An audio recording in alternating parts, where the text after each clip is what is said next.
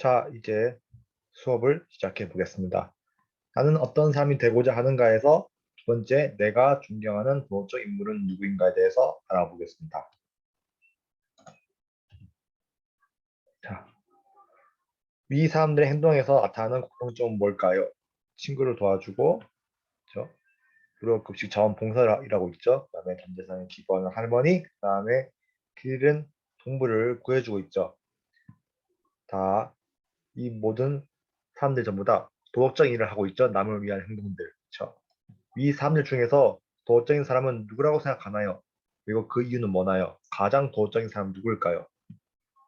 어떤 친구는 이게 전재산이 이렇게 규모가 크니까 이 할머니가 가장 도덕적인 사람이라고 했을 것 같고 쌤은 개인적으로 4번에 생각합니다. 왜? 1, 2, 3번 친구는 전부 다 분들 전부 다 주위에 다른 사람들 보고 있지만 4번 학생은 주위에 누가 보지 않아도 스스로 도덕적인 행동을 하고 있죠. 그래서 4번에 생각합니다. 참고로 정답은 없으므로 그냥 참고 바랍니다. 이처럼 우린 좀 알아보는 게 도덕적 인물에 대해서 알아보고 있죠. 도덕적 인물은 우리가 뭐 얘기하는 뭐 옛날에 뭐 위인들도 있겠지만은 뿐만 아니라 우리 삶의 근처에서 친구의 정서를 도와주는 하구 아니면 이제 급식 자원봉사분들 또 TV에 나오는 분들이라든가 그도 자신도 도덕적 인물이 될 수가 있겠죠. 자, 오늘의 학습 목표 첫 번째, 내가 존경하는 도덕적 인물을 찾고자 노력할 수 있다. 두 번째, 도덕적 인물의 삶을 탐구해 도덕적 이체가 아니죠, 그렇죠? 네, 정체성을 구체화할 수 있다 해서 알아보겠습니다. 자, 그래서 첫 번째, 내가 존경하는 도덕적 인물은 나의 도덕적 모범에 대해서 알아보기 위해서 잠시 62페이지를 볼까요? 네, 도덕적 모범의 요건은 하고 다음 글을 읽고 조영래 변호사가 도덕적 모범이 될 수 있는 이유를 써봅시다. 조영래 변호사는 법률가로서 편안하게 살 수 있었지만 자신의 안락만을 추구하지 않았다. 그는 대학 시절에는 독재 정권과 맞섰고 그 후에는 인권 변호사로 활동하였다.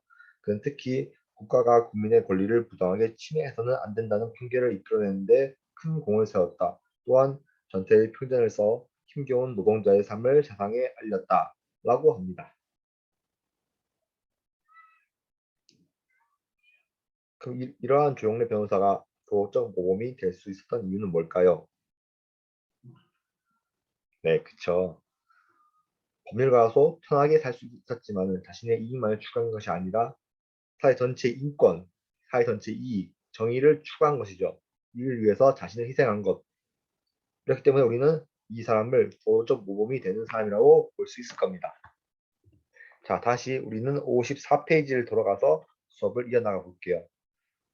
우리 삶에 우리 보통 이제 생각할 수 있는 이제 도덕적 인물에 대해서 이야기할 때 나오는 게 보통 이제 이순신 장군, 그 다음에 세종대왕 이렇게 말고도 많겠죠. 여러분 생각하는 거. 이 역사적인 도덕적 인물들이. 자, 그러면 이 바탕으로 이러한 도덕적 인물들의 특징에 대해서 한번 알아보겠습니다. 첫 번째, 이러한 도덕적 인물들은 보편적인 가치를 추구하는 헌신합니다. 헌신, 자신을 희생하거나 자신의 그 일을 몰두하는 거죠. 이러한 보편적 가치에는 앞에 이 사례와 같이 인권, 정의, 그다음에 사 전체 이익 등이 있겠죠. 그래서 도직물은 이러한 보편적 가치를 추구하는데 자신을 헌신하고요. 두 번째, 어떠한 어려움이 있어도 자신의 행동이나 생각을 쉽게 바꾸지 않습니다. 이 이야기는 고집불통한 얘기가 아니라 어려움이 있어도 자신이 생각하고자 하는 것, 자신이 결심한 것에 대해서 쉽게 바꾸지 않는다는 거예요. 셋째, 이런 도덕적 인물은 장소와 시간을 초월해 많은 사람의 가슴에 울림을 주죠. 그래서 세종대왕님이나 이순신 장군에 대한 영화나 드라마들이 많이 나오고 있죠. 그렇죠? 옛날에 명량이라든가 드라마로 뿌리 깊은 나무, 불멸의 이순신 등이 막 그런 것들이 많이 있죠. 그래서 두 번째, 이러한 도덕적 인물이 나의 삶에 어떤 영향을 미칠까요? 첫 번째, 도덕적 모험으로서 내가 어떻게 살아야 할지를 보여주는 본보기 뭐라고요? 본보기가 된다고요. 그렇죠? 두 번째, 이러한 도덕적 인물은 현재 나의 삶을 반성하는 기준으로 삼아 나를 돌아볼 수 있겠죠. 지금 내가 하고 있는 말이나 행동, 내가 어제 했던 말의 행동 등이 도덕적 인물을 통해 봤을 때 어떤 점이 부족하구나, 반성해야 됐구나를 알 수 있겠죠. 셋째, 내가 어떻게 살아야 할지를 고민할 때 도덕적 인물의 삶에서 내가 따를 이상적인 모습을 찾을 수 있다고 합니다. 그렇죠? 내가 따를 이상적인 모습. 내가 밥 먹고 싶으면 이순신 장군처럼 이렇게 굳건하게 대비해야지, 이래야지, 뭐 이렇게 해야지라고는 아닌데 내가 존경하는 세계 이황 선생님처럼 열심히 공부를 해야지라는 이런 것처럼 이상적인 모습을 찾을 수 있겠죠. 다음 네 번째, 이러한 도덕적 인물의 삶을 닮아가려는 노력을 할 수 있겠죠. 그래서 우리가 저번에 배웠죠. 자기를 자기라고 볼 수 있는 고유한 특성, 나를 나라고 볼 수 있는 고유한 특성 중에서 도덕성을 핵심으로 두는 도덕적 정체성을 세우는 데 도움을 줄 수 있다고 합니다. 둘째, 이렇게 도덕적으로 살겠다는 마음을 다질 수 있게 해준다고 합니다. 생각 기르기 55페이지의 도덕적 역할입니다. 네, 한번 읽어볼게요. 어니스트는 어린 시절 언젠가 마을 언덕에 새겨진 큰 바위 얼굴을 닮은 훌륭한 인물이 태어날 것이라는 전설을 들었다. 그는 전설을 듣고 나서 큰 바위 얼굴을 닮은 사람을 만나기를 기대하였다. 그리고 자신도 큰 바위 얼굴을 닮아가기를 희망하며 겸손하고 진실하게 살았다. 그 후 마을에 큰 바위 얼굴을 닮았다는 사람이 여럿 찾아왔지만 모두 큰 바위 얼굴과는 달랐다. 그러나 어니스트는 실망하지 않고 삶의 자세를 묵묵히 유지하였다. 한참이 지난 어느 날 어니스트의 이야기를 듣던 사람들은 어니스트야말로 큰 바위 얼굴을 닮았다는 것을 깨달았다. 큰 바위 얼굴을 동경하던 어니스트는 그 모습을 닮은 훌륭한 사람이 된 것이다. 라고 합니다. 네, 매우 감동적인 이야기죠. 자, 첫 번째, 큰 바위 얼굴이 어니스트의 삶에 미친 영향을 써봅시다. 다 썼나요? 자, 치워봅시다. 어니스트는 큰 바위 얼굴에서 자신이 따르고자 하는 이상적인 모습을 찾았다. 큰 바위 얼굴을 목적 모범으로 삼아 어니스트는 겸손하고 진실한 사람이 되기를 희망하면서 삶의 자세를 묵묵히 유지할 수 있었다. 라고 할 수 있겠죠. 다음 두 번째, 나의 삶에서 큰 바위 얼굴 역할을 하는 도덕적 인물이 누구인지 떠올려보고 그렇게 생각한 이유를 써봅시다.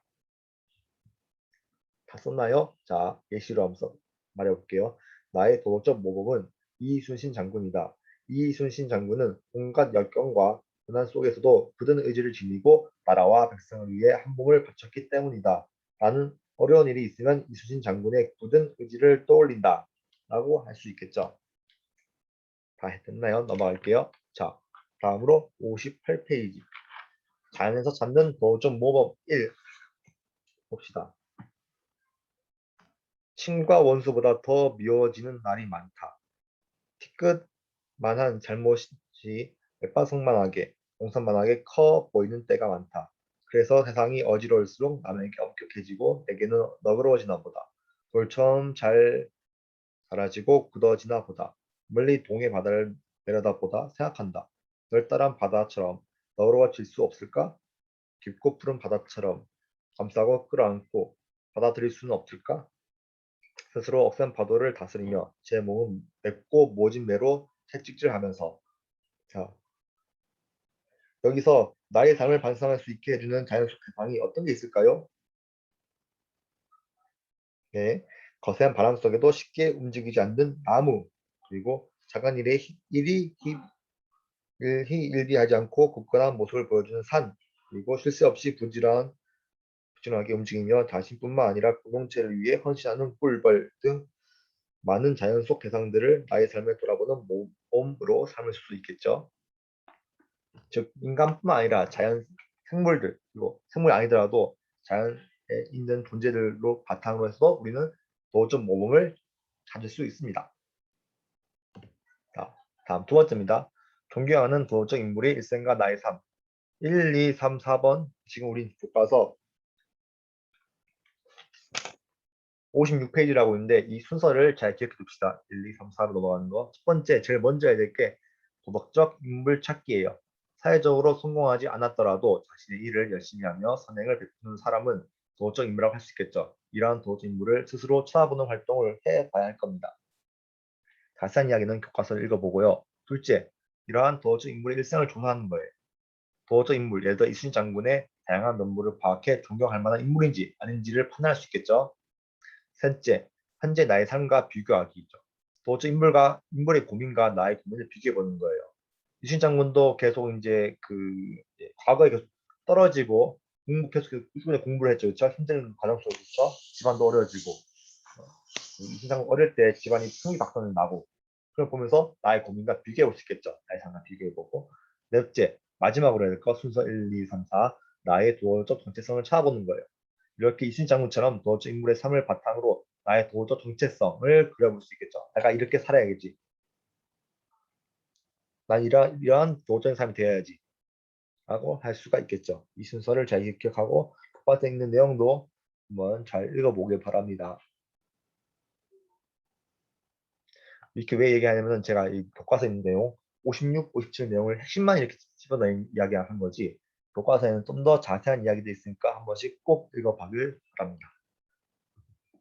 자, 58페이지 자료 2번 우리 주변의 도어적 인물 그러니까 도어적 인물에 쌤이 계속 얘기했지만 뭐 이순신 장군이니 세종대왕님이니 너무 과거 이야기 너무 위대한 사람만 아니라 우리 주변에도 도어적 인물이 있어요.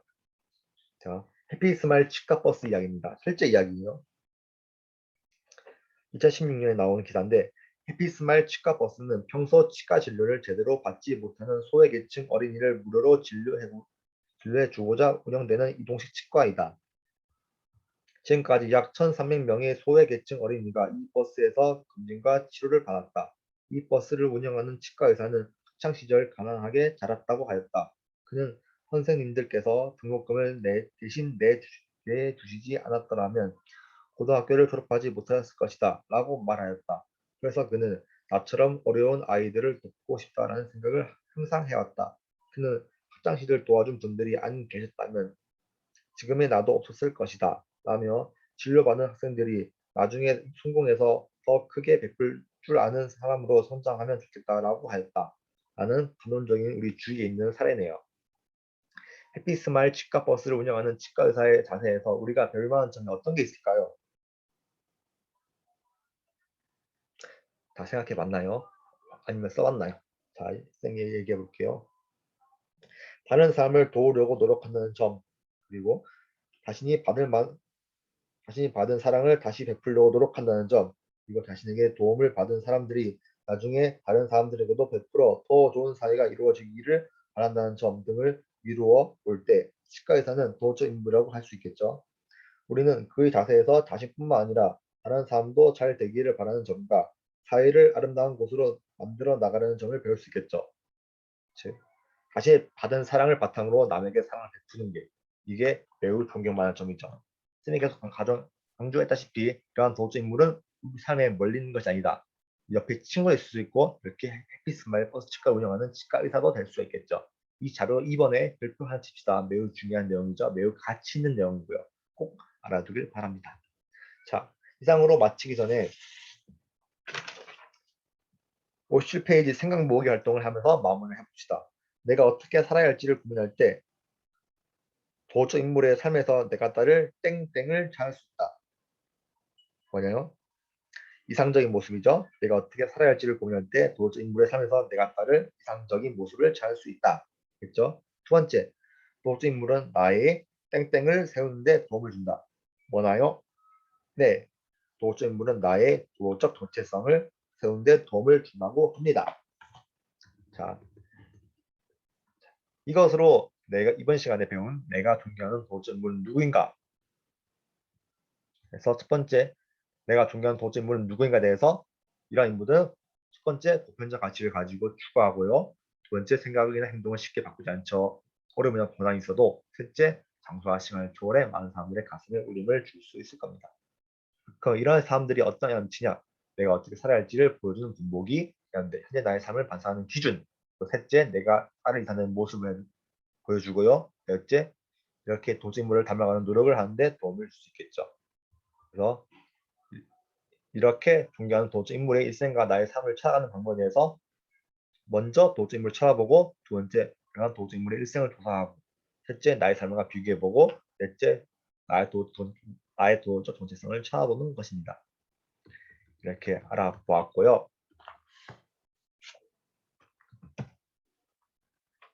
혹시 유일한 박사 영상 이거 똑바로 안 본 친구 있다면 여기 인터넷에 이걸 그대로 검색해 들어가 봐서 보는 것도 참 좋을 것 같습니다.